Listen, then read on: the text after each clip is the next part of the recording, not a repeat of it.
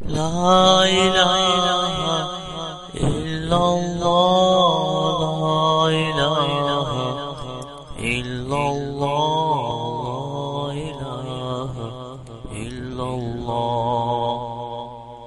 بسم الله الرحمن الرحيم.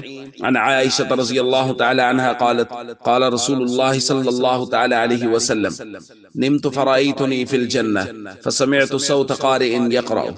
الحديث رواه احمد۔ نبی کریم صلی اللہ علیہ وسلم نے ارشاد فرمایا کہ میں سویا ہوا تھا، میں نے خواب میں اپنے آپ کو جنت میں دیکھا۔ پھر حضور نے فرمایا میں نے کسی قاری کی آواز کو سنا کہ وہ قرآن پڑھ رہا ہے۔ فقلت من ھذا، تو میں نے پوچھا یہ کون ہے جس کی قرات کی آواز جنت میں آ رہی ہے؟ قالو، فرشتوں نے عرض کیا ھذا حارثۃ بن النعمان، یا رسول اللہ یہ حارثہ بن نعمان ہے۔ تو نبی کریم صلی اللہ علیہ وسلم نے ارشاد فرمایا کذالک البر، کذالک البر، 2 مرتبہ ارشاد فرمایا کہ نیکی کا بدلہ تو ایسا ہی خوبصورت ہوتا ہے، نیکی کا بدلہ تو ایسا ہی خوبصورت ہوتا ہے۔ اور پھر اس کے بعد کہا گیا کہ جو نیکی حارثہ بن نعمان کے اللہ کو سب سے زیادہ پسند ہے، جن کی وجہ سے ان کی قرات کی آواز جنت میں آ رہی، وہ کیا تھی؟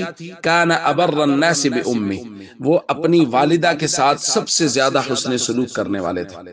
تو والدہ کے ساتھ حسن سلوک کی برکت سے اللہ رب العزت نے حضرت حارثہ بن نعمان کی قرات کی آواز کو جنت میں نبی پاک صلی اللہ علیہ وسلم کے کانوں میں سنوایا۔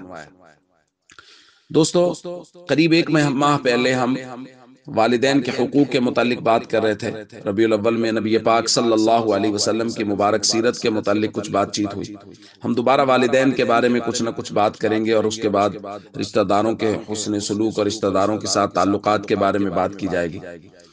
آج کی حدیث میں آپ غور کیجئے کہ صحابی رسول کی یہ نیکی کہ وہ اپنی والدہ کے ساتھ بہت زیادہ حسن سلوک کرنے والے تھے، اللہ کو اتنی زیادہ پسند آئی کہ نبی پاک صلی اللہ علیہ وسلم نے جنت میں ان کی قرات کی آواز سنی۔ اللہ رب العزت کو جو عمل بہت زیادہ پسند ہے وہ والدین کے ساتھ حسن سلوک ہے۔ اس لیے جن کے والدین زندہ ہیں وہ ان کو غنیمت جانیے، اور ہمیشہ والدین کے ساتھ حسن سلوک کیجیے، ان کی خدمت کیجیے، اور جن کے والدین دنیا سے چلے گئے ہیں وہ ہمیشہ ان کے لیے دعا اور استغفار کرتے رہیں۔ السلام علیکم ورحمۃ اللہ وبرکاتہ۔